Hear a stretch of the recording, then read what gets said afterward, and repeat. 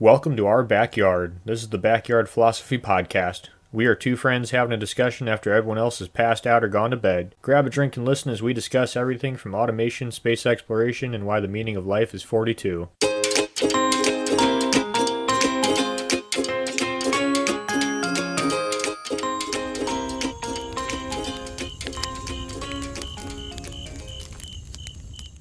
Welcome back to episode 4, Backyard Philosophy, joined by my good friend and co-host, Nick. I'm Mike, and today we're going to talk about an ancient product making a comeback in the 21st century, hemp.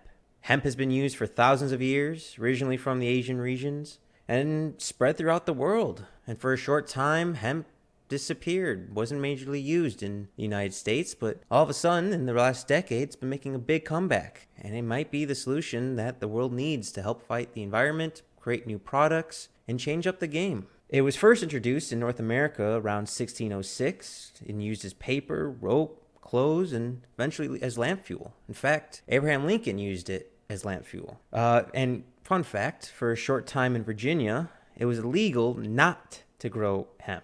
You had to grow hemp. And then it all turned around in the 20th century, where hemp was the forefront of a war against lumber and oil. And lumber barons and oil barons wanted hemp out. They saw it as a threat to their business and attacked it. And in 1937, hemp was banned in the United States and eventually classified as a Class 1 drug and was no longer grown in the United States. But that all changed. In the 21st century, hemp made a comeback. In 2014, President Obama signed the Farm Bill, which allows research institutes to start planting hemp as long as the hemp had levels of THC lower than 0.03%.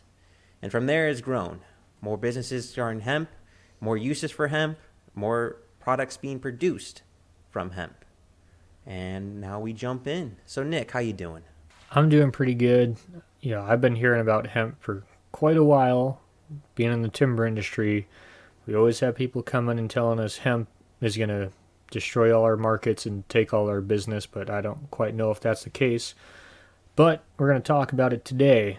So the first thing I think it's important to recognize is the difference between hemp and marijuana. Good old Mary J. Yes. So as I mentioned, the THC levels, high THC levels is what gets you quote unquote stoned and high. Hemp has very low. And there's a joke going around in the hemp community. You'd have to smoke a joint the size of a telephone pole and you still wouldn't get high. So hemp is just the plant without the chemicals THC in it. And then marijuana is a similar family with THC in it, from my understanding. Yeah. The important part is that, like Mike said, hemp's not going to get you high unless you try really, really hard and you smoke a whole telephone pole of it. And that's a thing that, like we'll talk about later, but that 0.3% THC in hemp plants, once a hemp grower reaches that 0.3% THC in their plant, the government comes in, they're going to burn the whole field. So it's pretty important to stay below that because our government's really worried about marijuana, even though it seems like these days tomorrow could be the day it becomes legal for the entire country, but who knows. Yeah, definitely weird times. And please, people, don't try smoking a telephone pole of hemp. That's just don't do it. Please don't do it. But I was just so curious in hemp from as a kid. For me, the stereotype growing up was hippies drove Priuses and carried hemp bags. Well, that was like a running joke on South Park and Family Guy growing up as a kid. But now it's kind of turned in hemp might be able to help the environment, help lower us plastics, help lower costs, help clean up the air. Seems like hemp might have a new future in the 21st century, which according to the numbers, it looks like it has been. Like in 2017, around $820 million were in hemp sales. That's just amazing amount of money, and it's estimated to be $1 billion industry by the end of 2021, which is, with a short time of hemp coming back, almost a $1 billion industry already. That is absolutely amazing. Yeah, hemp's making a comeback, especially out here in Oregon. You see it all the time, especially once you get in that central Oregon around Bend. It's a little bit more hippier area, I would say. So I am a bit curious because you mentioned it.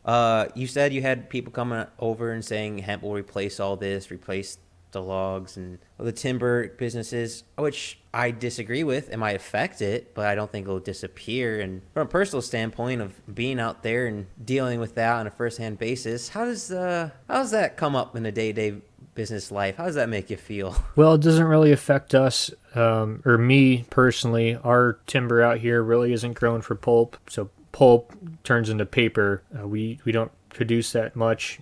I did work up in Idaho on a logging crew, and occasionally, if the price of pulp was good, some of our logs would go down to Lewiston, Idaho.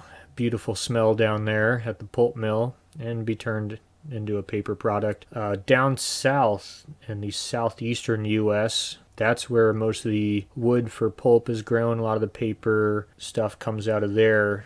So that's more the market that's willing to change. And down south is also an area that's growing quite a bit of hemp. Kentucky, down in Louisiana, even as far north as Minnesota, people have tried it. I mean, all across the country, they're growing it out here in Oregon too. So hemp likes to grow in a mild climate, and they need a rainfall of 25 to 30 inches a year. So, most places are going to get that, and hemp, just like any other crop, if they don't get that rainfall, it can be irrigated. Yeah, I was amazed when researching on hemp on how many different places it's grown. Just not even the United States, but throughout the entire world. I mean, there are lands in Canada that are growing hemp, and there are plantations in South America that are growing hemp. It is a versatile plant that tends to want to survive, which is nice to have in a sharecrop plant that you want to make a profit off of. Yeah, but back to your original question of how does that affect me and what have I heard about it? I'm sure you came across this when you were researching, that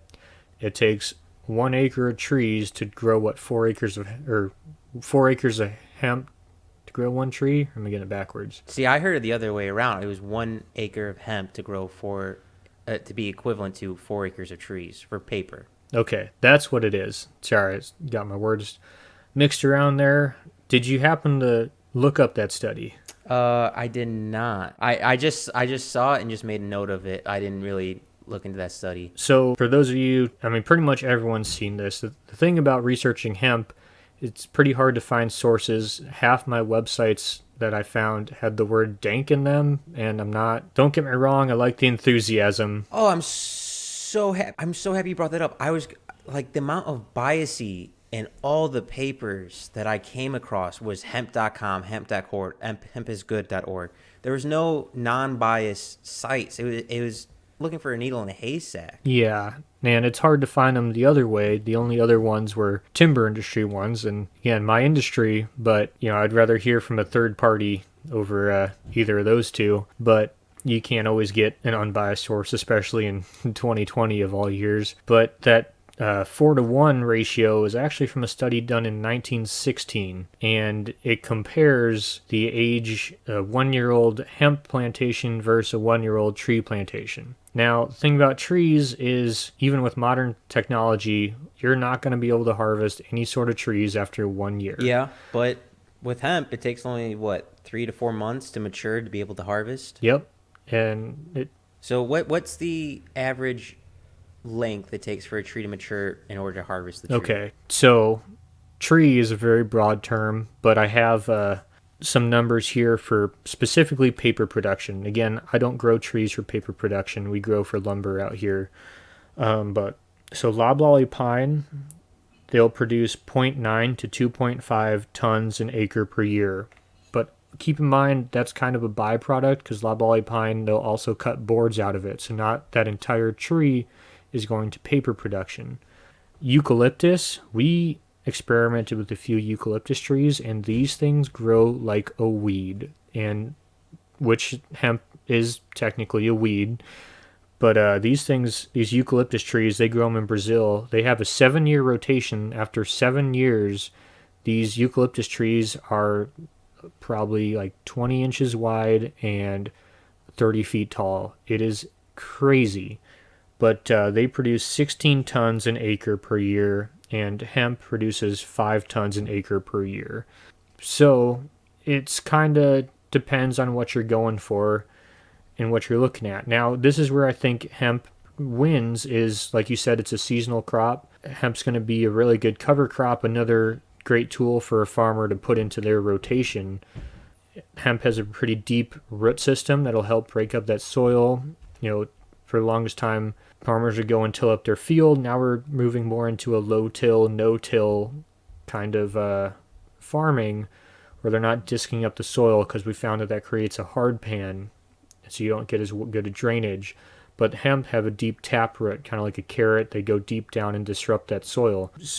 And they have a short rotation, like we said. So you can do some kind of winter, like a winter wheat or something, and then do some kind of hemp cover crop. That still will make a little bit of money, but the primary benefit is you're getting a cover crop that's protecting your field from other weeds germinating, because the hemp grows like a weed. It's going to sprout up tall and wide and going to cover pretty much everything in between. See, I'm very happy you brought up the eucalyptus. Before saying, I want to say that I think the solution is not just one plant or one magical thing will cure it all. I think you need to have variety of trees, hemp, eucalyptus. I think that's the best solution, because trees produce lumber, and I don't think there's any comparison. We've tried genetically engineering trees to, within a year, be able to harvest to create lumber, but the problem is the wood's always soft or bows, and it's very hard being used. But hemp paper lasts a lot longer.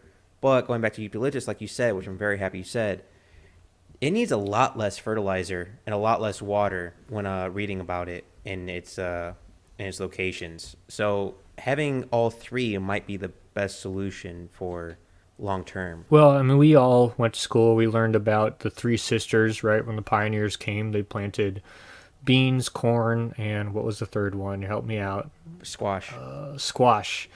And what those plants did is each of them took different nutrients from the soil, and each of them put back different nutrients from the soil. So any farmer today is going to do some kind of crop rotation. They're not going to only grow one thing, because that one thing is only going to take certain nutrients from the soil, not put those same things back. To do that, you'd have to fertilize, which most farmers will probably apply some kind of fertilizer, but they're also going to plant some kind of cover crop that's going to put the inverse nutrients back in the soil, because that's economics, and you have a field functioning, growing two crops instead of one crop. So it only makes sense. Yeah. I'm also happy that you brought up that it's the shading and will protect the fields so that so other weeds don't grow. It is kind of funny, though, how hemp is technically an introduced species to the United States, as previously we were talking about in another podcast, Invasive Species, episode 1 and 2. You should definitely go check that out. But it is interesting how an introduced species may be our solution. Do you find a little bit of irony in that? Well, Mike, the great philosopher, the Rolling Stones, once said, "You don't always get what you want, but you get what you need." Oh, that's a good. Oh, you clever bastard. That's a good one. But I think it might be what we want and need. There's some downsides, which we'll get to later in the podcast, of hemp, but to me, there's a lot of benefits. Like currently, besides CBD oil, which is the most common and most profitable that hemp's being currently used for, it's also being used for clothes, plastic, paper, rope, and biofuel, and not too far different from the colonial days in America, what we're using hemp for. Yeah, and like Mike mentioned previously, most of the founding fathers grew some sort of hemp, and it was common practice to grow some form of hemp. And it's kind of making a comeback, especially with the green culture that's going around the world right now, as more of a renewable resource. Yeah, I saw that Colorado and, like you mentioned, Kentucky and some of the other southern and eastern states are kind of taking the lead in the United States of growing hemp. But it seems to be spreading, and more laws seem to be going away so that people can grow hemp, which is definitely encouraging to see that governments and states, federal, are giving people a chance to explore this new product and what capabilities it might have. Yeah, and another big win for the hemp industry recently was, I believe, the latter half of 2019, the EPA allowed 10 different pesticides to be used on hemp. Most of these are insecticides. I haven't seen any actual herbicides yet. I think there's fungicides and insecticides, but with a lot of people will brandish that as more of a loss, but bringing these insecticides and fungicides in will allow more people to grow hemp in a wider variety of climates. It's kind of an unfair regulation similar to the 0.3% THC level that the government's going to come in and take your crop, that hemp previously had to be grown without the use of any of that compared to pretty much any crop in the US, that they were able to use some sort of insecticide or herbicide or fungicide on whatever was ailing the plant. So now it's bringing it more on the level of any other crop, which brings into the wheelhouse of pretty much any other farmer. And as more and more people are allowed to use it, it's going to find its niche in the American farmer's toolbox to help them grow a more successful plant and to produce more money for themselves as well as take care of their soil. Oh, absolutely. I'm happy you brought up pesticides and herbicides because when I was researching hemp, it was a quite resilient little weed. It only needs 14th the amount of water as cotton, which is, I guess, one of its main competitors, you could say. Trees for paper and cotton for clothes are kind of the two leading plants, and then hemp's trying to find its slice in those things. From what I read, and from this was more third-party studies, it's naturally resistant to many pests, requires few pesticides and few herbicides, which is good to hear because I'm always down for less chemicals on the ground than only what's needed, no more than what's needed, which is exciting to hear about. And for those who don't know, both the stalks and the leaves are capable of being used on hemp. I know some farmers are experimenting because the leaves are high in a nutrient, which I can't remember which. I believe it's phosphorus. I could be mistaken. A lot of them are using the leaves as fertilizer, but it's mainly the stalk that gets turned into the products that we recognize as hemp today. Hemp and their seeds. The seeds get turned into food, the CBD oil, cooking oil. So seeds and stems tend to be the main uses, and leaves tend to be fertilizer. From what I've seen, have you seen the same thing? Well, I'd be remiss without saying, have you tried CBD? Seeing as this is 2020, and for some reason, some sad reason, I am the more social media zeitgeist conscious one of the two of us, which is more of an insult to you, Mike, than anything else. Yeah, I've seen similar things. I've seen a lot of things about how hemp, the whole plant, can be used. I do want to go back a little bit to talking about how hemp uses less herbicides, which is, it does seem to be a pretty herbicide resistant plant. It can pretty much grow fast and establish itself and not really have to compete with other plants, which is what an invasive plant does, like we talked about.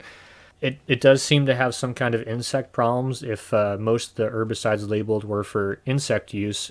But I'd like to point out, in comparison with trees, you're growing a tree for 7 years, so you only have to apply an herbicide, insecticide a few times, usually just once when you plant it. In hemp, if you do need to apply it, it'd be every year. So the rotation of these plants is something to keep in mind. Again, not a diss on hemp. Pretty much any agricultural product, you have to apply herbicides once a year in of some way. You're going to have some pest try and destroy your crop because that's how nature works. Like we talked about in the invasive species, nature's just trying to mess up everything man does. You did make me think of a couple points that I wish I thought before coming into this. What pests are they mainly targeting? What region in the United States is the pesticides being used for? And I know that hemp is kind of a thirsty weed. It does need irrigation, does need watering. So it does make me wonder, are we going to create a problem because of constantly needing to spray these plants that it will leak into our water system, et cetera, like the ripple effect of hemp? Because from what I read, hemp can grow pretty much everywhere corn can grow as long as you irrigate it and spray it. But if it's near water and and need to do other things to help it survive in non-ideal regions like, say, Canada, where it's a little bit colder than it would initially want to grow but is growing, it makes me wonder what are the repercussions of spraying every year instead of, like you said, for trees where it's once every few years. Yeah, well, that's the thing that it kind of depends. I think we'll be able to do a whole, sometime we should do a whole another podcast just on pesticides, specifically herbicides. I don't think they're as dangerous as people think they are. I use them sometimes, it seems like every day, and it's just like any other tool that humans use.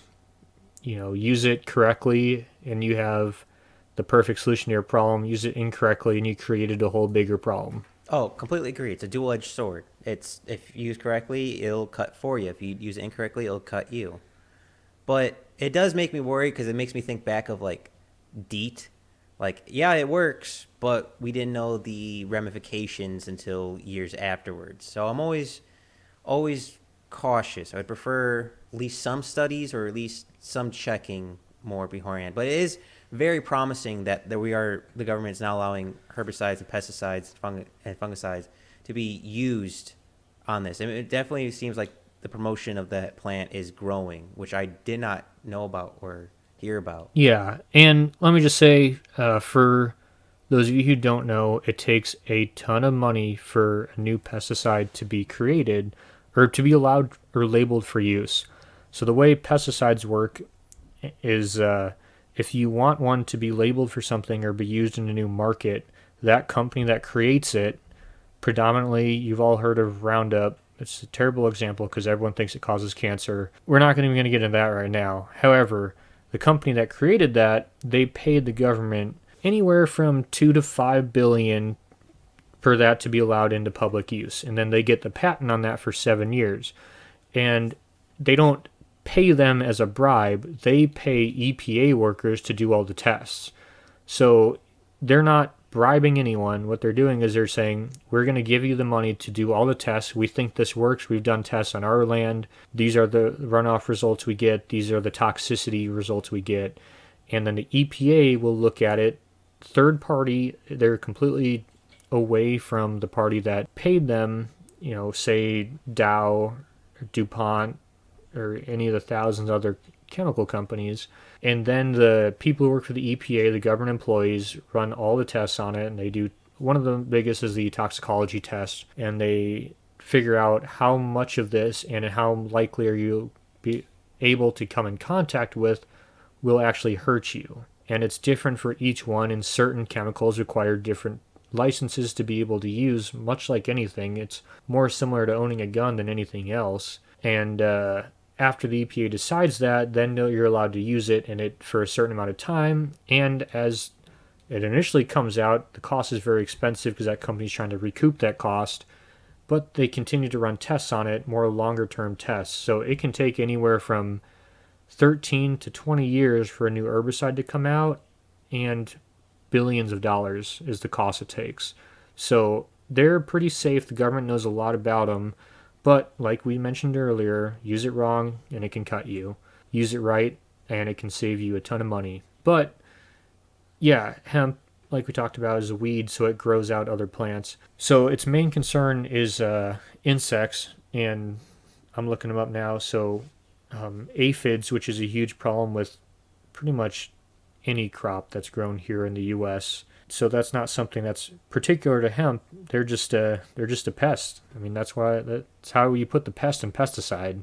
You have something that wants to destroy your crop, and you need a way to control it. Before you get too far away, I did not know the in-depth it went to approving a pesticide. I knew they were doing testing, but I didn't realize how expensive and how much testing it was done. That is new information to me, and I am very happy I learned it. But sorry to interrupt you, but back to pests. Yeah, so we should do a whole broadcast on pesticides because they're one of my favorite. I think not one of my favorite. I mean, fire is my favorite way to control pests, but that's a whole another legal issue we'll get into. But yeah, they're a great tool. I mean, just like anything, it's another tool in the toolbox. But it doesn't seem like most of these pests that hemp has are specific to hemp and more specific to just agriculture. I mean, it's the same way with humans. If you get a bunch of people in the same spot, a virus is going to spread quick. If you spread them out more, it's not going to spread as fast. In agriculture, you're concentrating your plants in a similar area, small area. They can spread tree to tree, plant to plant That's just the way it works. In a seed orchard, trees are close together and kind of damaged to get the result that we want. So it's important to monitor your pests and ensure that they're at a level that the trees can survive. Same with any other crop. You're going to need to monitor what's going on. If you have a bunch of insects coming to destroy your plants, you're going to have to do something. Yes, and it does make me think, one, that it's just people start treating it like a normal plant, which is they should, because it's, from what you said, the common problems it's having sounds like majority of other crops are having, like cotton and corn and trees, et cetera, et cetera. But for me as an engineer, I love 3D printing. For those who don't know, I've been 3D printing for nearly a decade, and they make hemp 3D filament, and I'm wondering, with the introducing of pesticides, how will that change that market? Because I don't know if they'll be able to remove the chemicals that the filaments will have, and that makes me worried because I'm printing, I think hemp prints around the same as PLA, so around 200 degrees Celsius, and usually a heated bed, but 200 degrees Celsius, heating up a filament, if there's any chemical residue. So it's very exciting that the common farmer can now grow hemp. It definitely evens out the market, but it does make me worry about the market that I'm most affected by, which is hemp 3D filament. Hopefully this. Well, let me kind of help some of your worries there. I can't speak for other the insecticides. I don't really personally deal in insecticides as much. Herbicides is more my market, but I think our longest herbicide has like a half-life of some 64 days. See, this is why I'm happy I brought Forrester. I'll be the engineer, you be the plant guy. All right, I like this. So for those of you who don't know what a half-life is, that's the time it takes for half of your quantity of material to degrade, basically. So if you have, say, a pound of glyphosate, which is more than would be applied on 3/4 of an acre, it would take 64 days, and you'd have a half a pound, and then another 64 days you'd have a quarter pound, and that's divided over that entire acre. So we apply glyphosate at anywhere from 2 to 3 quarts an acre, so that's 96. So say we apply at a higher rate of 96 ounces an acre. So most people have a quarter acre lot or something like that. So 96 ounces, that's 3/4 of a gallon. So spread all that over your land, and then in 64 days, that's going to be in half. That's 48. Another 64 days, and that's 24 ounces. I mean, you can barely. If that was at the bottom of your water bottle, you wouldn't even be full. We think of half-lives very differently. I think of every time we live in different worlds. Every time I think of half-life, I'm thinking, oh yeah, what's the half-life of bismuth, or half-life of lead, or half-life of gold? We live in very different worlds, Nick. But I'm very happy. I didn't realize it was that little, and I also didn't realize it was that short of a period for pesticides. I thought it was much longer. I figured the pesticides would stay with the plant throughout almost the entire process until it gets to the consumer. Well, pesticides have come a long way since, let's just throw out an arbitrary date, Vietnam. No orange sunsets for you, Nick? No.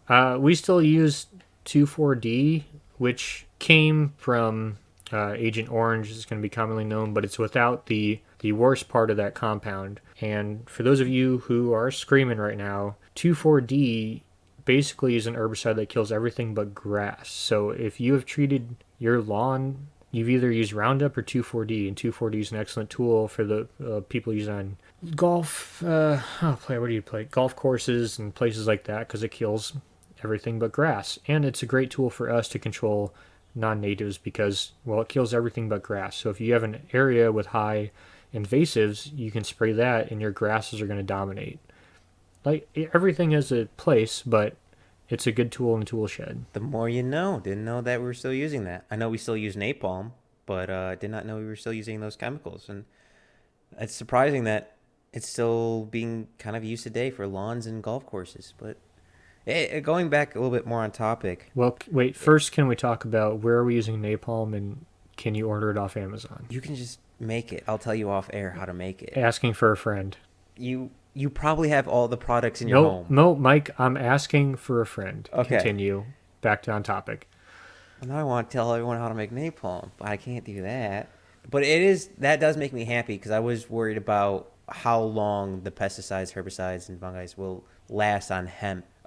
Because to me, hemp clothing, yeah, it's cool. Hemp paper is kind of a little bit more cool. There's thoughts that Thomas Jefferson wrote a copy of the Declaration of Independence on hemp paper. But for me, it's more about the plastics, which it can be used for, and the supercapacitors, which we'll get into talking a little bit about what they can be used for. As I researched, hemp is a good replacement for some materials. For me, the most common I want to see hemp replace is everyday items like your plastic water bottles, your plastic grocery bags, food wrappers, hopefully somehow cigarettes, because when I was looking up research on the number one plastic contaminants in the oceans, cigarettes came up a lot. So smoking cigarettes aren't great for your health, and it's also very bad for the environment when people are just throwing their cigarette butts into the ocean. But if we can figure out a way to turn hemp into everyday items, I think it would drastically reduce the amount of plastic going into rivers, oceans, and into the nature itself. But there is other hope for hemp. Hemp can be used as biofuel and, like I said, supercapacitors. And if you want, Nick, I'd love to start talking about uses for hemp that we still are on the edge of and still not quite using, but getting close to using. If you're telling me I'd never have to look at another cigarette butt in the ground, you got my attention. All right. Well, I'm going to start talking about it then. Hemp by itself is non-toxic and is biodegradable. Usually takes about 6-ish months to biodegrade, giving them right UAV, water, and air. It actually biodegrades faster when it's buried underground. A problem, which we'll talk about, is that I think I mentioned in the beginning of the podcast, is landfills. Is our current landfill system would not be good for hemp products. But staying on topic for uses, hemp can be made and has been made into plastic bottles. But the problem is, again, it's biodegradable quite quickly. It biodegrades. It doesn't last quite as long as we want it to. Dumb solution I thought about was, well, why don't we mix it? Why don't we have a polymer of some sort where it's hemp and another biodegradable that lasted a little bit longer? Because let's just, I don't know, off the top of my head, let's say wood. Sure, we can. Yeah, you could probably mix sawdust. I don't know if you can. All right. Sure, there might be a process that I don't know about. But say we're making a plastic water bottle. Hemp would work. It's been done before, but it doesn't last very long. And also, if you put fluid or food in it, it'll increase the rate it biodegrades and will ruin the bottle. But what if we didn't do plastic? What if we did, like out here, I forget what it is. I don't buy bottled water, but it's bottled water that it's packaged more like a milk crate, and the packaging is all saying like 100% renewable, and so I think the cap is made out of like a plastic hemp, and then the rest is some kind of wood product. It looks like a milk carton basically. Well, yeah, that is a possibility. I personally tend to use metal water bottles and reusable water bottles. I don't really buy or use plastic water bottles, but I'm trying to think bigger scale, because people don't like change. So if we just changed all the water bottles to look differently, I don't know if people would go for that. If we try to make them the same and say, hey, they're 100% recyclable and nothing's changed, I think they would go for it. I did not know about the carton water bottles, which I'm all for recycling, and hopefully those catch on more and come visit me down in Texas, and hopefully that spreads more. But even running. Well, out here in Oregon, we may be a lot of things, but people here are willing to pay more for a greener product, or at least they're willing to pay more to make it look like they support greener products. Well, that's fantastic news, but unfortunately, the rest of the country doesn't tend to be the same. You got to think of the John Does and Jane Does that just don't care. Well, I was more trying to insult Oregonians than anything, but Yeah, no, we like I was saying, I think I haven't looked into it.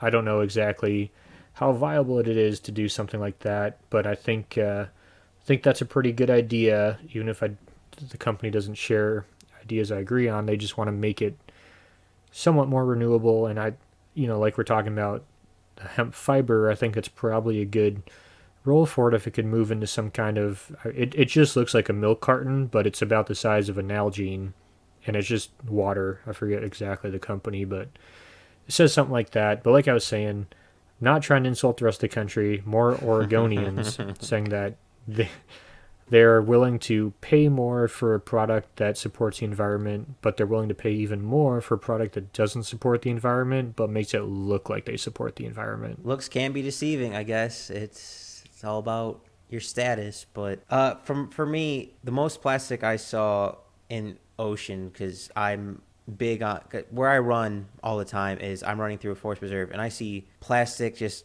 floating in the river, just get on the banks, and you want to clean it up, and then you just get overwhelmed and you just can't clean up any more of it. So I think if we turned hemp into the most common everyday items, like I said, like food wrappers, food container, like one-use food containers, one-use water bottles, I think that'd be the best solution, because even if majority of the people recycle, and you got a couple people who don't, those couple people won't ruin it for the majority, which is what I'm hoping hemp can do. But going back to the pollution, is ridiculous on how much pollution there is in the ocean, and I think hemp can have a huge solution on that. Like, there are currently over 300 million tons of plastic made every year, and only 9% of that gets recycled.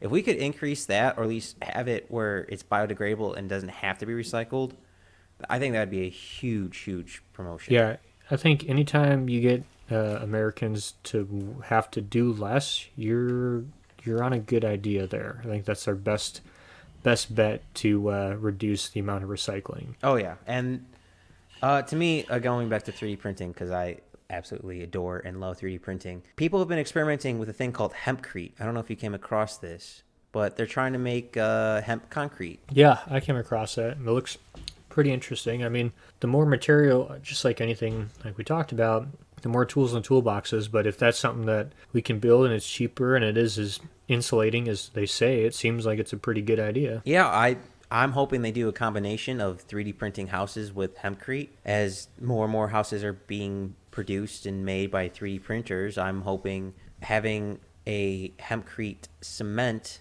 maker will help produce hempcrete houses. Though I do want to throw some asterisks with hempcrete. The drying time for hempcrete is much longer than traditional cement. I think it's like 7 times longer or something like that. And it's also not nearly as strong. In fact, hemp as a material, I think, only competes with its clothes, with cotton. And when it came to other materials, like I came across hemp being compared and used as for glass fiber. It's comparable and usable as glass fiber, but traditional products tend to beat hemp out, which is interesting to think about. And going back to, maybe hemp is only part of the solution. We need to mix it with other materials. Yeah. Now, the way I see it is that hemp is supported by two parties. You have farmers who they just want to be able to put some kind of cover crop that's going to put nutrients back in the soil, and it's going to help their next year. People talk about hemp being a huge industry, like you mentioned previously, but I've been listening to a lot of farmers talking about it, and it doesn't seem like it's a huge financial crop. It seems the gains are mostly in the soil. The other party are people who want to legalize marijuana, and I'm not bashing them, but it seems like they're co-opting hemp as a way to get marijuana legalized as a stepping stone. One domino leads to another. Like, I think hemp, I don't think it's the wonder plant everyone thinks it is, but I don't think we should deny the American farmer another tool in the toolbox to help them grow better plants, take care of their soil more, and reduce the amount of herbicides that are used, which is the way we're heading. Is more technology leads to less herbicides, more applied herbicide. Everything becomes more efficient. I mean, that's just the way progress works, right? Yeah, but I want to throw in another hat into that ring. I think there's another side, and I think it's the construction/science side. Because because I know when researching this, a lot of car companies are starting to use hemp again. And I know way back in the day, Henry Ford actually used hemp in some of his models of cars. But going back to hemp, like for engineering standpoints, it's a very light material and it's pretty resistant to a lot of things. Like going back to glass fiber, like hemp has a specific modulus around 35 gigapascals, and then glass fiber has 28 gigapascals, so which means pretty much it's stronger and it's lighter than glass fiber is currently used. And glass fibers are used in all sorts of appliances. Like they're used in your car, they're used in your home. So if you can make it cheaper and think about pennies on the pound of transporting materials, and you can make it still even a little bit stronger, so you have less chances of breakage. I think hemp is also entering the science world and has a lot of possibilities. So I think it's a three pony race in that field. Because but doing research, like Popular Mechanics came out with it might have been Popular Science, I'm not quite sure, came out with way back like the 1920s a magazine article that says there are over 25,000 different products that can be made with hemp. So that's, to me, incredible and definitely something to look into as a science and engineering base. Yeah. And, I think that's the thing about today is that every single product we create has thousands of uses. I mean, think about a cow. You got obviously it's going to be mostly used for meat, but you got leather, it goes into all these different industries and products. So I don't know exactly what that compares to other things. So, but yeah, hemp's, it is lighter and it has a place. It's going to be used for different things. I think, like I said, I don't know if it's going to save everything, but I do think it's the hempcrete. It seems like it's going to be a really good insulation material. Maybe in combination with other like boards or something, but more useful as insulation to provide extra weight bearing. It seems like it has a place there. It doesn't have to do the whole show by itself, but if you combine it with something else. Oh, completely agree. I from what I was looking at, even going back to hempcrete, like it is nowhere near as strong as normal concrete, so it definitely should not be a load bearing structure. But like you said, insulation, and I completely agree with your statement of it's not a miracle plant.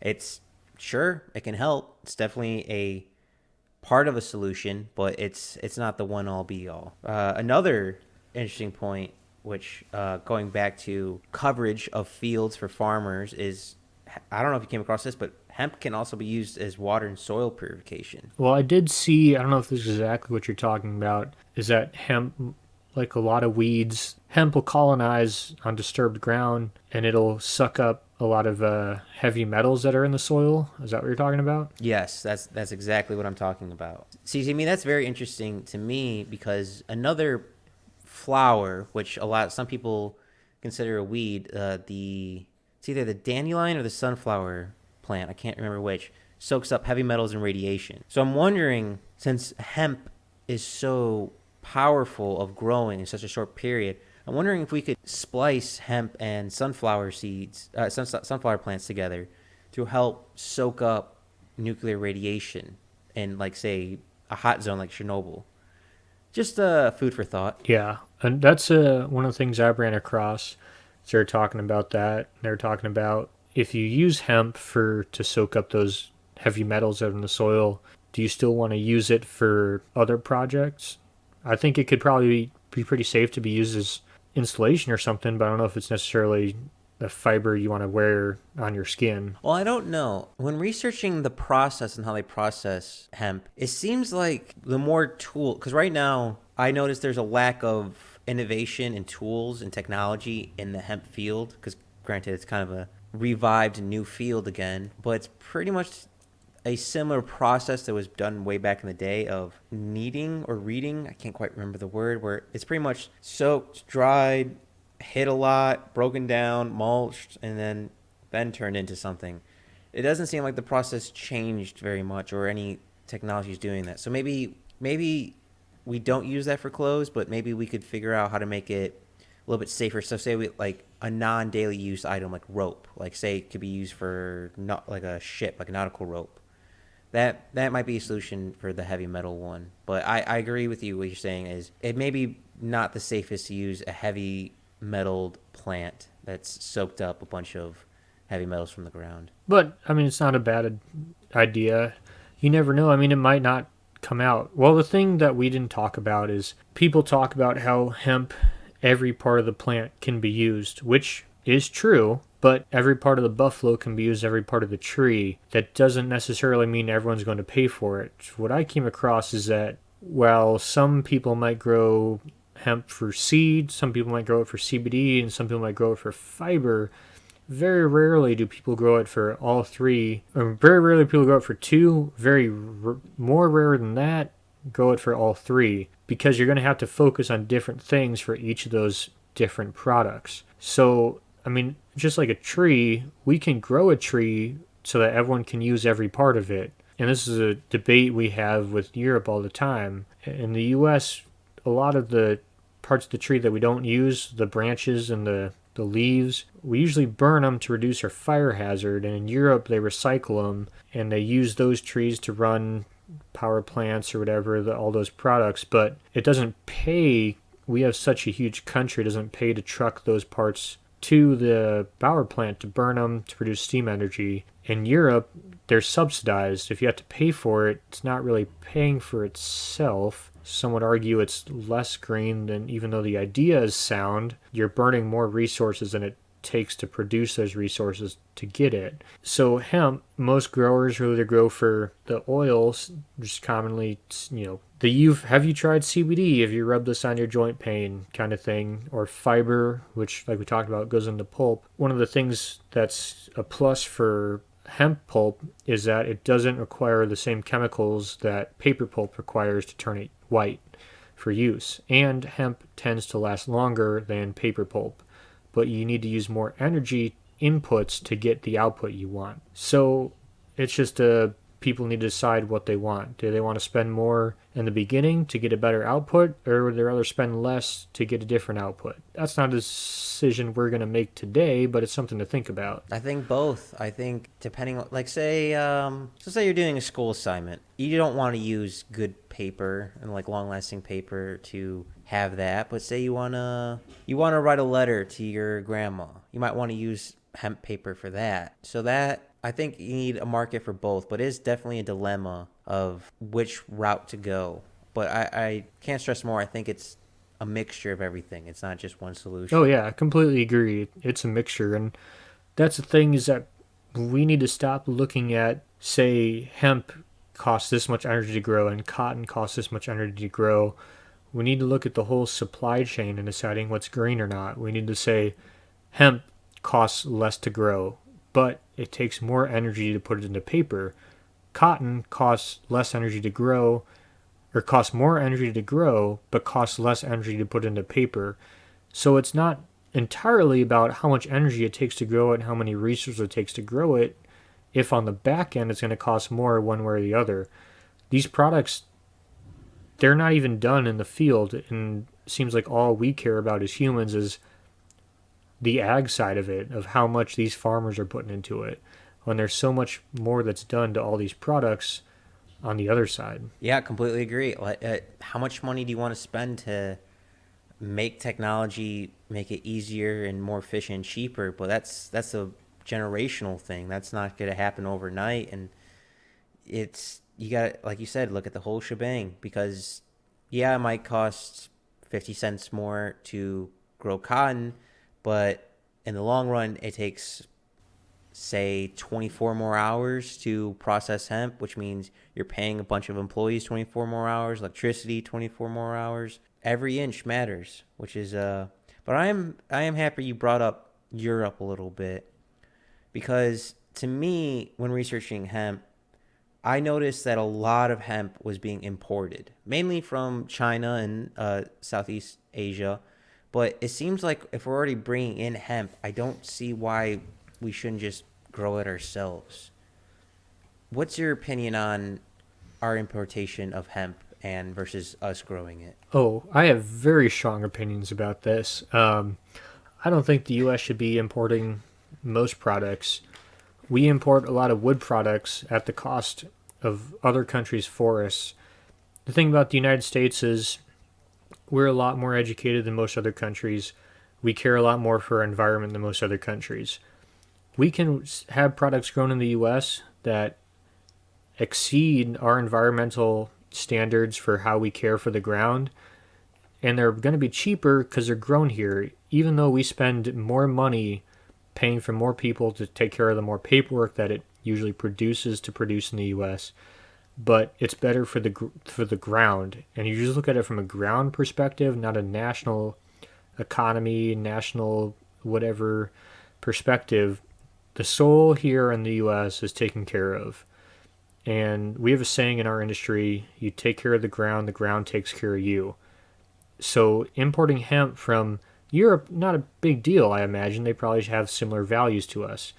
But it's the third world countries that we're importing hemp from and forest products that they don't share those same values of take care of the ground takes care of you. Their values are, they're more worried about providing for their families, which I'm not saying they shouldn't be. I'm just saying if we grow it here, much like any other product, we have control of it. We know what it goes through. We can regulate it. We can see it. And at the end of the day, who are you going to trust? Another American who could be your neighbor, or someone who you've never met who lives an ocean away from you? In case you didn't realize, Nick, that was definitely a bait question. Sometimes I get fired up about these issues. I nearly interrupted you when you're talking about policies in third world countries about manufacturing, because that is a topic I am very passionate about, because from an engineering standpoint, what they're doing is not only harmful for the environment but harmful for humans. And I'm not going to go down that rabbit hole. All I'm going to say is there's a guy I went to school with who's from Brazil. We have problems out here out west where maybe your forest burns down or some kind of pest or someone does something. But have you ever had the problem where you go out to your trees and someone's cut them all down without your knowledge, even though you own them? That's an issue we don't deal with out here. Very happy we don't have that issue down here. And it probably wouldn't work very well in Texas or Oregon. I imagine that'd be some shotgun noises going off in the distance very quickly. I'd be surprised if you heard anything. Anyway.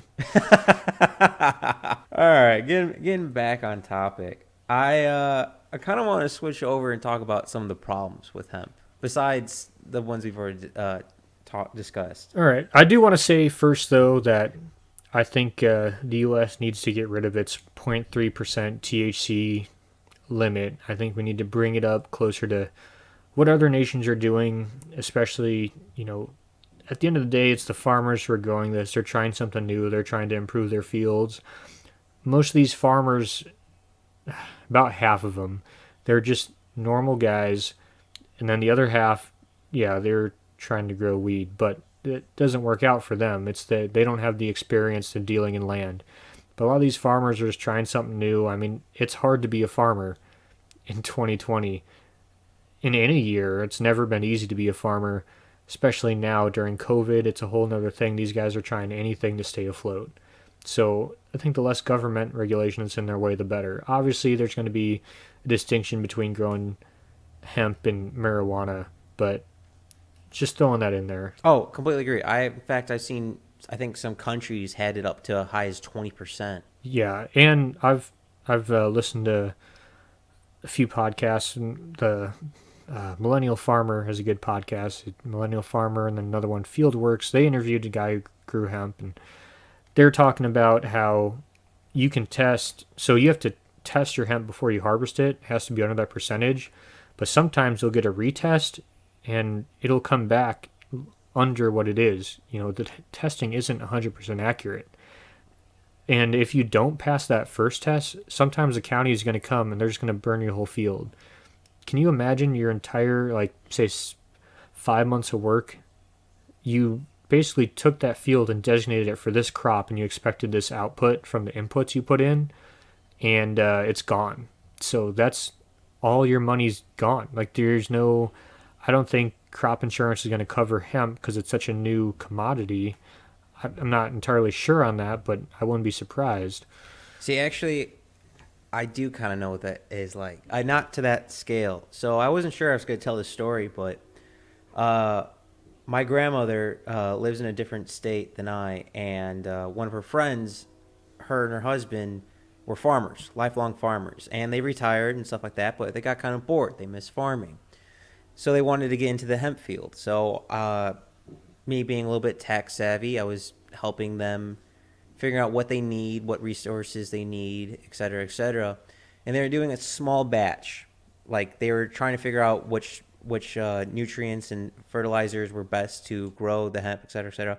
They only had maybe 20, 25 plants, and they sent a sample in to test it.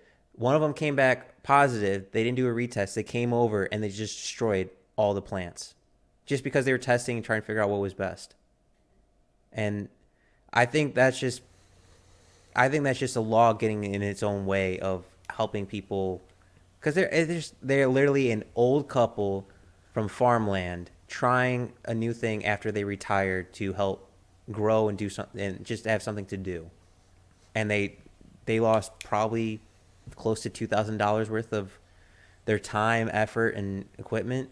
It's just frustrating. Yeah, that's a classic government. But also, Mike, what a surprise. Someone in Illinois trying to break the tax code. Wasn't Illinois? No, well, it seems like an Illinois story. No. But back a little bit more to the problems of hemp itself, not the problems surrounding hemp. To me, it's just how weak it gets and how fast it gets weak. We've talked about mixing it with other materials, but when, like, say, interacting with dirt, like I said, being buried underneath the ground quickly decomposes hemp. Our system isn't made to process hemp right now or recycle hemp. Like our landfills right now, as I mentioned earlier, which I want to talk about more, are compact. Most things are squished down and piled on top of each other. Hemp will have a very, very hard time decomposing in that situation. They need exposed air or water. They need room or UV light to decompose. And our current landfills will not allow that. So if you had the perfect hemp, 100% pure hemp plastic water bottle, and you crushed it with the rest of trash and threw it in the landfill, it probably would not decompose. Now, granted, it would definitely decompose a lot more than petrol-based plastics, because those take anywhere from 500 to 1,000 years to start decomposing. But what we want hemp for would not be in effect. So if we went all on board for having biodegradable products, we're going to have to change a lot about our current system of how we even process our trash. We're probably not going to need to either A, we're not going to have to compact our trash anymore, or we're going to have separate landfills for biodegradable versus non-biodegradable, which sounds both good and bad. Sounds like we could create more jobs. Bad because it also sounds like more work. Or everyone starts composting, right? I mean, I'm down for that, but again, you got to make it easy for the masses. If it's hard work, most people won't do it. Most people won't take that extra step to take a water bottle, hold on for like a couple hours, and either compost it or recycle it. Or hell, some people will be standing next to a trash can. We've all seen them. And they don't throw away the trash when they're standing right next to a trash can, which is very, very frustrating. Yeah, this seems more like a deeper problem with people than it is with hemp. But yeah, I agree. I mean, I only looked at really the inputs. I was more concerned with growing. I think that's an area I'm more comfortable with. And once it's grown, it gets shipped off to the mill. I don't really know what happens. But yeah, so I didn't really look too much into that. But it makes sense. I mean, sunlight, moisture are the two biggest factors in decomposition. Well, if you like, we can go back a little bit to the farming, because I know a little bit of the process of the mill. Because when researching this, I realized in 2019, most processing plants for hemp were being overloaded. They had more hemp than they had machinery or equipment to process the machinery, because it does take time to process this at the mill. Because you have a drying period, you have a soaking period, and then a breakage period before you're able to do things with the actual hemp. I know one company I was looking at, they got their drying process and breaking process down to 2 or 3 hours, which to me was very impressive because they had specialized furnaces to dry it out and made specialized equipment to break it up. To me, as an engineer looking at it, still wasn't efficient, always room for improvement, but the technology is growing. So right now, from the farmland to the mill, the farmland's overproducing and the mill can't keep up, which to me, hopefully, and hopefully sounds like the same to you, Nick, it sounds like there's going to be more businesses opening up to process that. But going back to Colorado, which we mentioned earlier, which is kind of leading the way, a lot of companies filed for bankruptcy. I don't know if they were CBD oil companies or cloth companies. I'm not quite sure what the demographic is for what hemp is being grown for in the United States. I imagine it's all mostly for CBD oil, especially with all the commercials and advertisements we see everywhere. But what's your opinion on the farmland overproducing more than the mills can keep up? Well, what you're seeing is you're seeing the markets establish what they're going to pay for. And that's what you're seeing here in Oregon with, marijuana, close cousin to hemp. For those of you who don't know, marijuana is legal in Oregon. And people are growing it everywhere. It's a cash crop, or that's what everyone thought. Right now, there's so much weed in Oregon. If they stopped growing next year and no one grew any more weed, we'd still have enough weed to last another 5 years. Now, Jeez, is that much? yeah, I don't grow weed, and the crazy thing is, no big companies have gotten involved yet. I was talking to our lady who works for my company who does all of our genetics and all of our stuff along those lines for our trees, and she was she was talking some shit on the marijuana business, saying right now they're growing pot plants for about $3 a plant, and she said if she wanted to, she could get into it and grow plants at 50 cents a plant. Now that's just because one, she's a genius. Two, she has a background in growing plants, and industry's always going to do it better. You have if you have larger land base, larger resources to pool, you can do it more efficiently than right now. It's still very grassroots, mom and pop, guy down the street doing it. Talk about undercutting the market. Jesus. Yeah. So, but right now, I wish I could tell you more. Again, I don't smoke weed, but driving back and forth, there's a ton of dispensaries out here, and they have the price of I feel like an idiot. I don't smoke weed, but it's something like an eighth or whatever, a gram. And the price since I moved here just dropped and dropped and dropped, and it's about like $5 a gram or something. I'm assuming that's really cheap because when I first moved here, it was like $18, and it hasn't gone up or down. And I think that's the lowest the market can go. I know we have some neighbors who have pot plants and pot farms, and they've all kind of just given it to someone else because it doesn't make any money. And what we saw there was everyone saw that there's an opening in the market, and everyone rushed to fill it, and it turned out the market wasn't as big as everyone thought. Talked to another guy who he works for the feds, and he is in charge of investigating. He was on the drug task force for Oregon, but when they legalized marijuana, they lost a lot of work, or so they thought. Now they spend most of their time investigating farmers who, air quotes, lose their crop. Those farmers tend to be located along the eastern border of Oregon, pretty close to Idaho, where marijuana is not legal. Well, you just misplaced acres of crops. It happens to everyone, Nick. Come on. It does happen to anyone. So if it happens to someone just be careful, because it could happen to you next. I wanted to poke fun at you, Nick, for not knowing what a gram was, but for those listening at home, we're weird people. I hate to say it, Nick, but we were both kind of outliers in this world a little bit. I am not social media adept or tech savvy, as Nick mentioned in the beginning of the podcast, And I think I speak for both of us where we much rather be outside or reading a book or working on our houses than scrolling through our phone. Or smoking the devil's lettuce. Nick, I would pay about $100 ticket to see you stoned out of your mind. I would be very curious what that is. But Well, going back, job won't allow it, so we'll have to wait. oh Jesus, Mary and Joseph. Till this whole podcast takes off and I can support myself, or All right, my fiance starts making enough money where I don't have to work. We're waiting on one of those two things.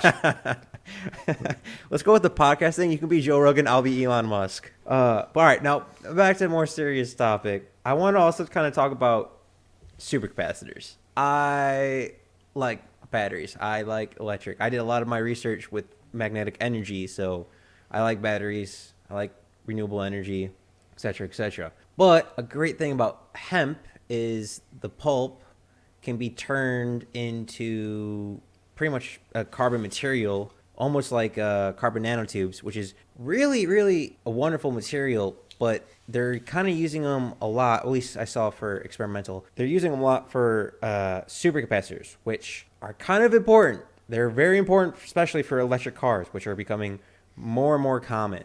So your electric vehicle might be run with a supercapacitor that's made from hemp, which is mind-boggling to me to think about, of a renewable source being made by a renewable source to run a renewable source. Now, I'm not, like you said, technology is your field. I just grow trees, but if hemp led the way to a better battery, that would very quickly go from cover crop to cash crop in a heartbeat. Yes. Just so everyone's kind of clear, turning cellulose into carbon material, like especially carbon fiber or carbon nanotubes, is a very complicated and hard process. That's why we've been talking about carbon nanotubes for nearly 2 decades, and it still really hasn't hit the market that powerful, at least like in the ways we want it, like saline solutions or et cetera, et cetera. It's a complicated process of growing carbon nano trees. I don't know the process with hemp. Since it's high in cellulose, I imagine it's the same as cotton, hopefully, which as scientists, not me personally, other scientists have had experience with, which is important. And I do want to make the distinction. This is for supercapacitors, not batteries. For those not knowing the difference, capacitors are really great at dumping all their energy all at once, and batteries are like a slow trickle. So basically, when I'm with the lady, I'm a capacitor. No, I think capacitors last a little longer than you, Nick. Wow, shots fired. But it is interesting. I don't know if it can be used for energy storage.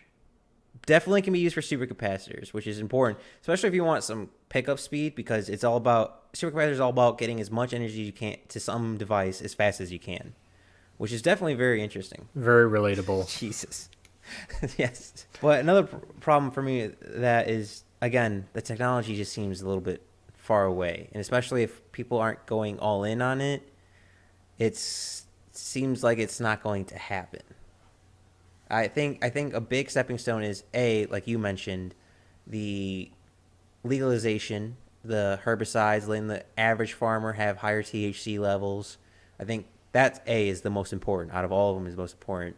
To me, the second most important is the technology that follows. If we can make the technology that makes it cheaper to produce, cheaper to manufacture, cheaper to process, I think a lot will fall in suit after that. Yeah, and again, I want to reiterate, if you want hemp legalized, great, but please stop using the word dank in your website or your review, or just at all, really.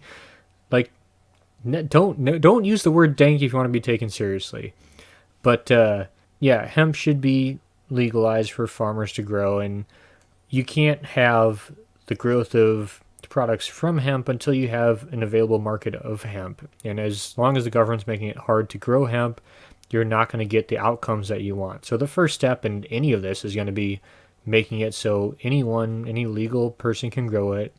Again, hemp, different plant than marijuana, guys. as very clearly evidenced, we don't smoke weed, but different plant, there's no reason it should be illegal. And this is more so a reason we need sunset laws and some of these laws we pass, because a few years go by and we figure out, wow, what idiot wrote this?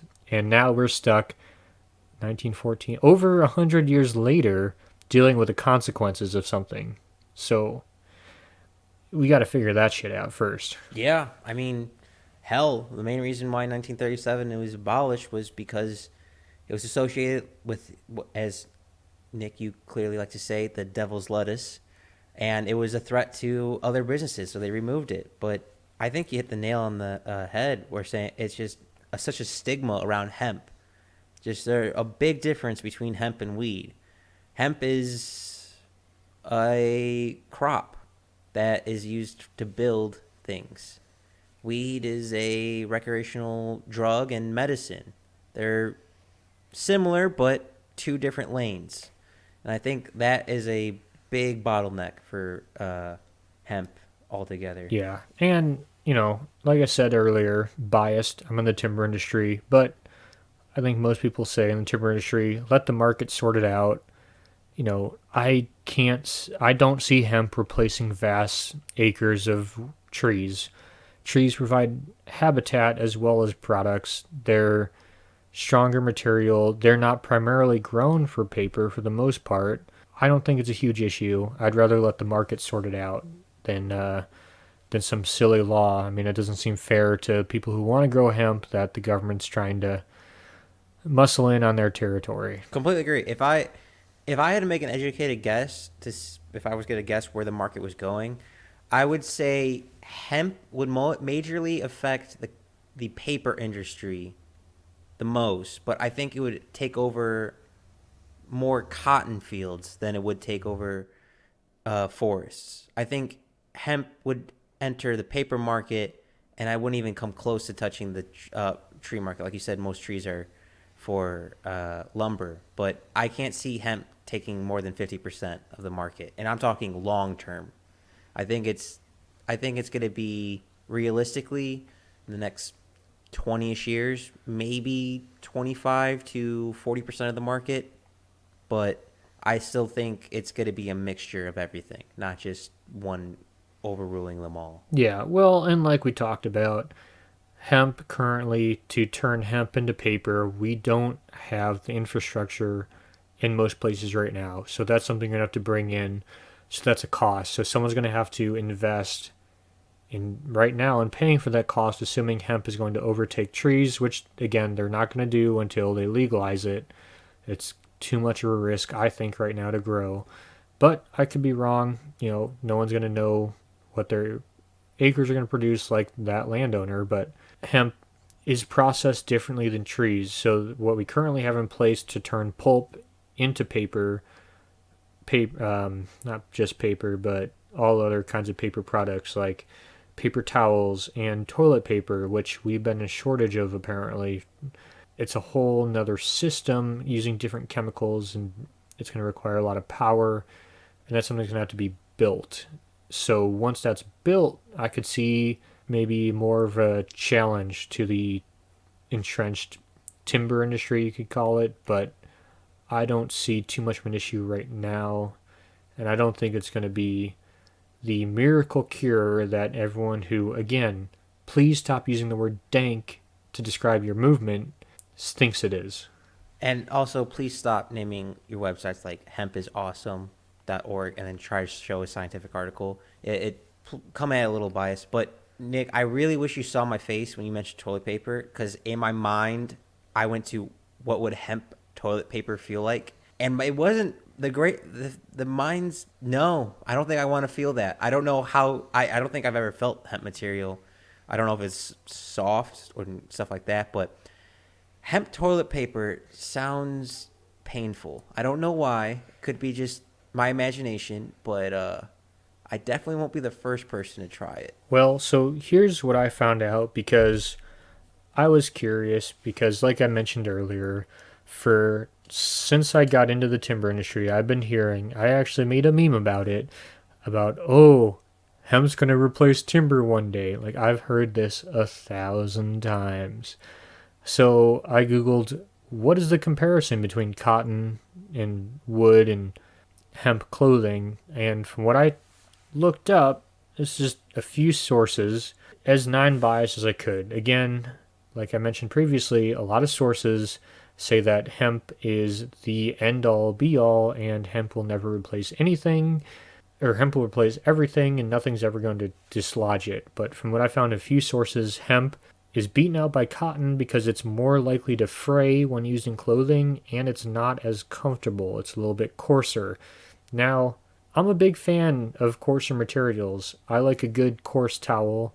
Ask the wife, but I'm not a big fan of soft clothing. But from what I found, this and the South Park, which I will MLA cite, it says that hemp is a coarser material than cotton overall. It's going to be a tougher material on your skin, blah, yada, yada, yada. And for those all listening who are curious about our sources will be posted underneath the video on YouTube for each episode.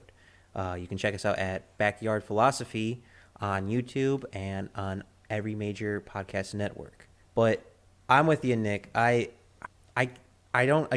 see hemp being more replacement for plastic and maybe rope, but clothing, and paper. But clothing, not so much. I'm happy you brought up how coarse and easy for it, because hemp, per strength wise, is quite stiff and quite strong. But if it frays, I mean, you can't have a shirt that frays and loses its structure. Then it's kind of a worthless shirt. Yeah, and like I said, it's still early in the hemp game. We don't know where hemp's going.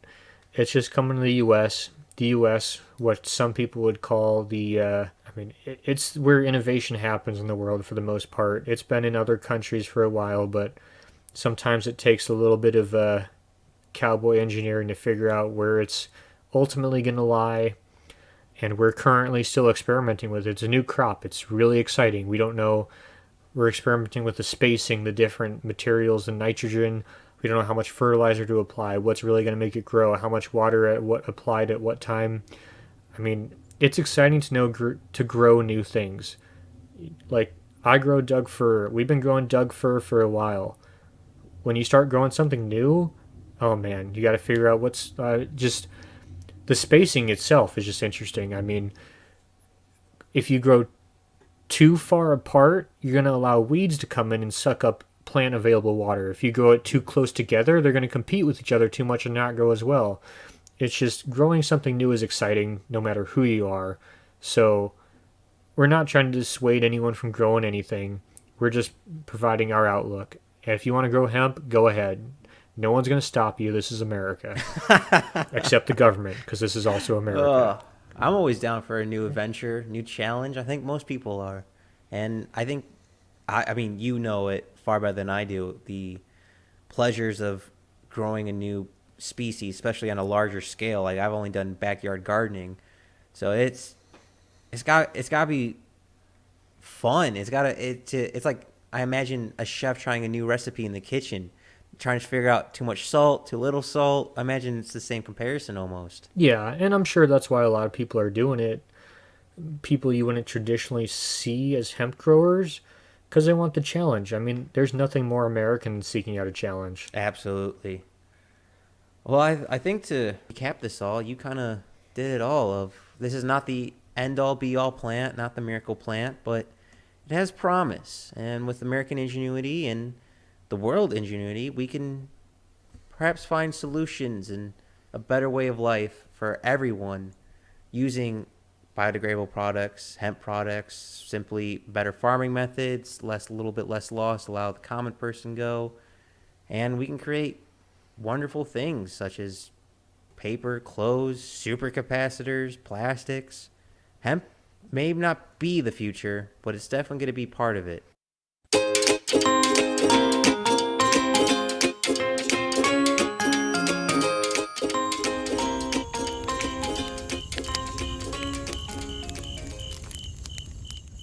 Thanks for listening to the Backyard Philosophy Podcast. We rarely finish a podcast without missing a point we wanted to bring up, so let us know what we forgot. And if you have a topic you want us to talk about, let us know at Backyard Philosophy on Instagram and Backyard Philosophy Podcast on